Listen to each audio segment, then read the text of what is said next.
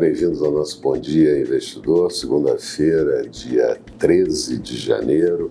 E eu vou começar lembrando que a semana passada foi uma semana inteira de queda na nossa Bovespa, incorporando com isso 6 pregões seguidos de desvalorização.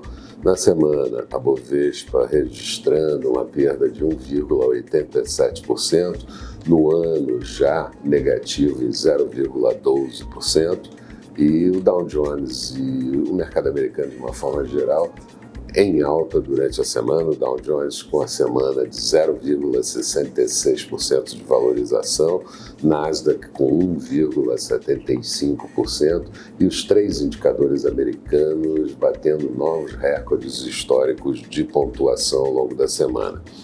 Isso mesmo com toda a crise geopolítica instalada no Oriente Médio.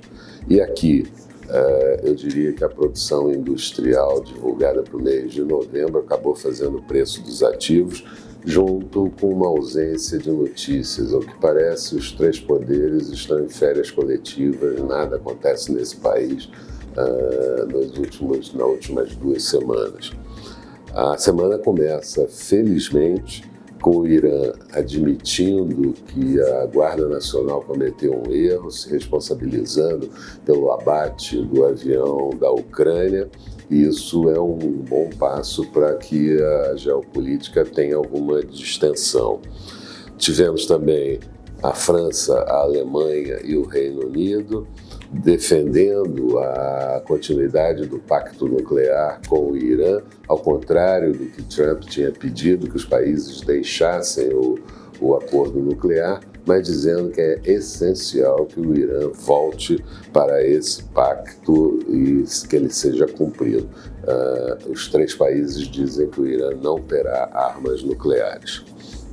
Mas nos Estados Unidos, o presidente Donald Trump acabou advertindo que o Irã não deve ir contra a população, que nesse momento faz algumas manifestações e pode haver alguma matança, e isso seria um alerta dos Estados Unidos. A semana também começa, e esse é o dado talvez mais importante, com a expectativa de assinatura do acordo entre os Estados Unidos e a China, o acordo bilateral de comércio, e também a expectativa de que os 2 países façam encontros semestrais para ajustar um pouco esse acordo.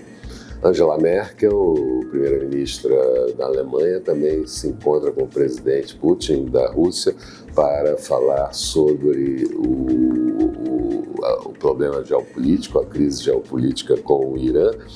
E a França admite negociar a idade mínima de aposentadoria, o que certamente traria um alívio para as tensões internas do país com coletes amarelos. O Banco Central inglês também passou a admitir redução da taxa de juros, e isso mexe com a cotação da Libra no mercado internacional, que tem um dia de queda. Ainda no Reino Unido, tivemos a divulgação da produção industrial referente ao mês de novembro, uma contração de 1,2%, como estava sendo previsto, e o saldo da balança comercial, um déficit de 5,3 bilhões de libras, quando previsto era um déficit bem maior, de 11,9 bilhões de libras.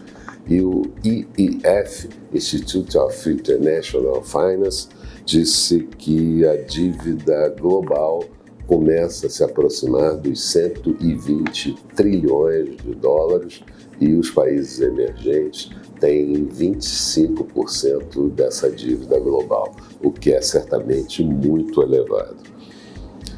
Por aqui, a FIP divulgou o IPC da primeira quadricemana, a inflação desacelerando um pouquinho, foi de 0,78%, enquanto o igual período do mês anterior estava em 0,94%. E falando da agenda do dia, daqui a pouquinho vamos ter a divulgação da nova pesquisa semanal Focus do Banco Central e também o saldo da balança comercial na semana anterior. Nos Estados Unidos sai o resultado fiscal referente ao mês de dezembro, saem indicadores da tendência de emprego. Amanhã, nos Estados Unidos, sai a inflação medida pelo CPI no mês de dezembro. E durante a semana vamos ter um outro dado fundamental, que é o PIB da China no ano de 2019.